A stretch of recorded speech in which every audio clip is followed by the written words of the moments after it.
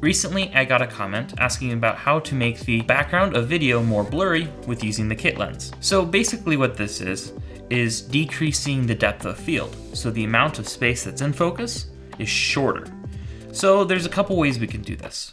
One is the easiest is to increase the f-stop, and that is the little f number at the bottom of the Canon R7.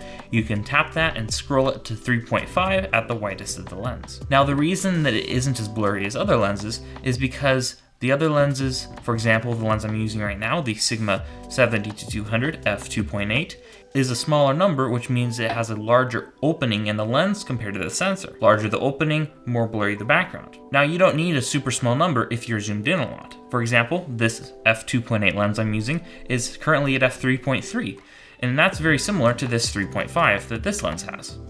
But that's because it's zoomed in a lot. So for example, if you take this kit lens and zoom it in to 150 millimeters, which is similar to what I'm using, it's f6.3, which is nowhere near 3.3. So the simple answer is probably to compromise and go to about 50 millimeters or 70 millimeters. I would recommend doing 70, and make sure the aperture is as wide as it can go.